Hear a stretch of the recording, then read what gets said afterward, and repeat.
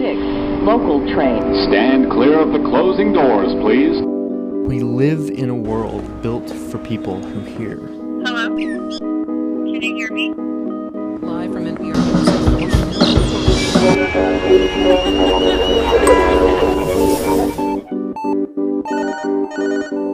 But what would our man-made world look like and feel like if it were designed for those who don't hear? Gallaudet University in Washington, D.C. is a school for the deaf and hard of hearing, and they are redesigning entire buildings based on the sensory experience of those who don't hear.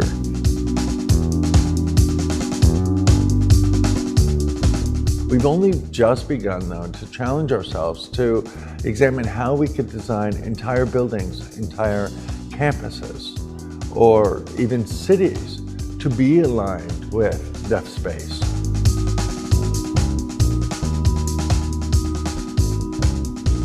Deaf people as a culture have been marginalized largely.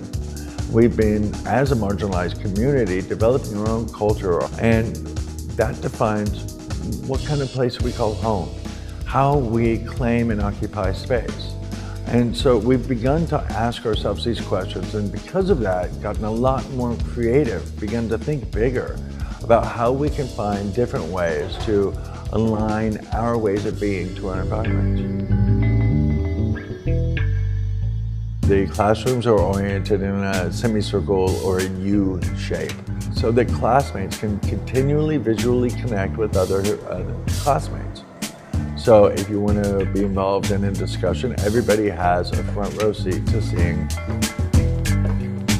In a wider hallway, two people can walk in parallel signing with each other, but we do have specific distance parameters wherein we can observe the whole body in its signing. Hearing people, though, could disregard that kind of a distance requirement. They can be just next to each other, speaking to each other without that need for the visual field. Stairs also require a great deal more visual attention to your footing. And so ramps reduce that. So if you're communicating with somebody while you're navigating a ramp, you can do so much more easily. Within deaf space, we have always relied on a heavily visible environment because we're not getting information auditorily. So if you're sitting at the top of the terrace, you can see all the way to the bottom of the terrace. It's one distinct place that can be unified or have three distinct areas. Color and lighting are highly aligned to communication access. Blues and greens will usually contrast with most skin tones enough to reduce eye strain. You may want to have more diffused lighting. A lot of the lighting here is directional so that it can be aligned. But there are mirrors present to allow somebody to know and have a sense of what's happening behind them. Through the use of that reflection, they can know if somebody is nearing them behind them, or if somebody taps them, they look up and that reflective space lets them know who's there. Transparency of, say, doorways, so that when a person is in an office, they can either have a transparent doorway or passageway, or one that's opaque, so that I can see lighting and shadow and movement, know that somebody's at the door, but not clearly see who's there. Very often, people refer to hearing loss as an example, which negatively frames the whole approach from the outset.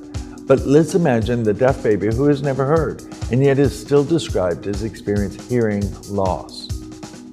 And instead, we propose a different framing, that of deaf gain. What is it that we gain by the experience of being or becoming deaf?